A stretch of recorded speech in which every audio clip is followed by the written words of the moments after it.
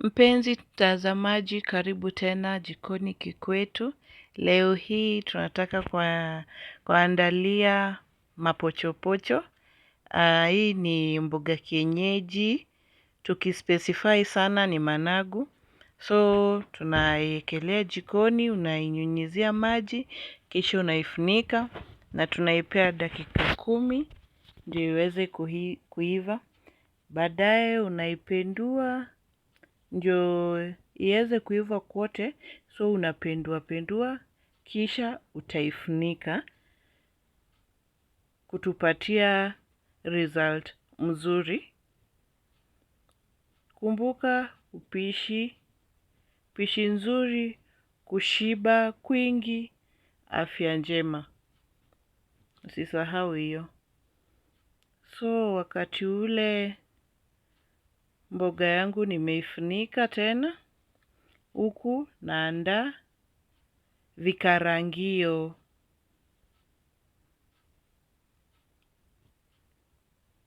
Then after tuseme 5 minutes tunatoa mboga kwa sufuria, tunaiweka kando.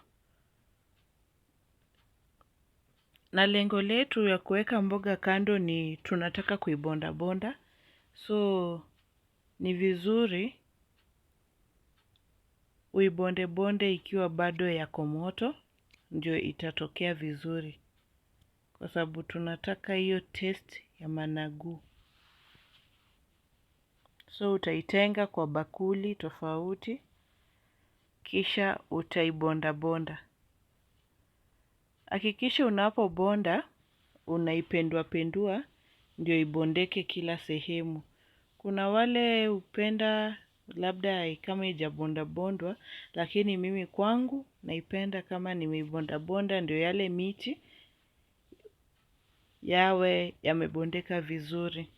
Weka kitunguu kwa sufuria, nyunyizia mafuta, weka nyanya, hakikisha imeiva vizuri, kisha umwage mboga yako kwa hiyo stew ya nyanya.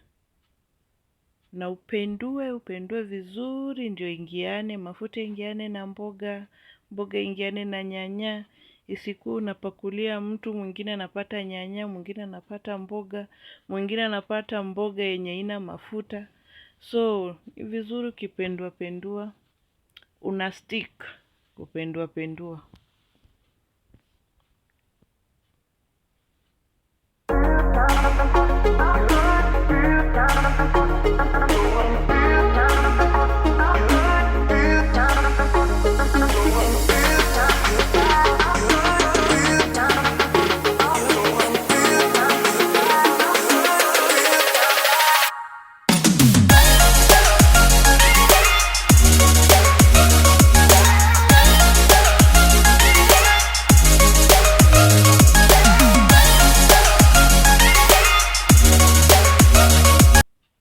At this point, unaweza toa mboga yako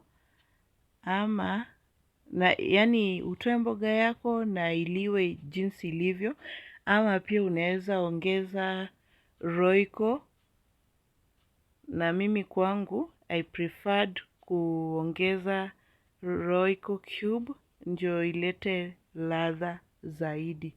But vile wewe utapenda ni sawa. Unaweza ongeza, unaweza kosa kuongeza, lakini kumbuka mboga yetu iko tayari.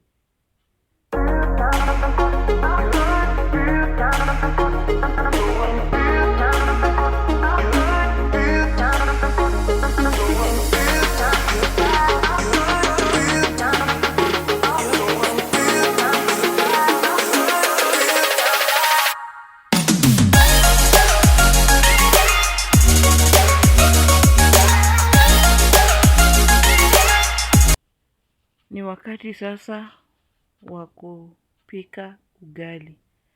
Unapopika ugali yako hakikisha ni nyororo, yani soft, ndio hata ikuwe tamu. Hatujasahau stew, kumbuka protein ni muhimu sana kwa mwili. So niliprefer kutumia nyama. Unakaranga nyama yako vizuri.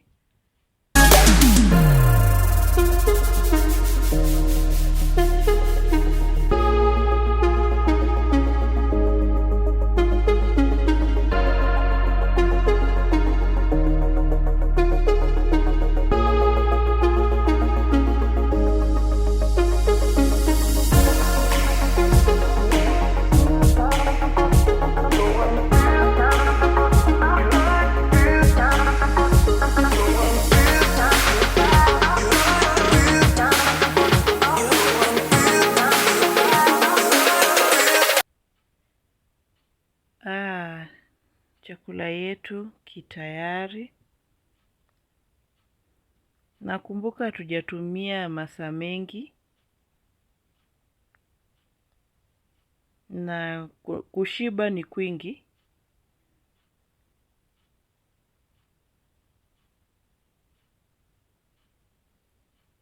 Asanti sana kwa kuungana nami katika Jikoni Kikwetu.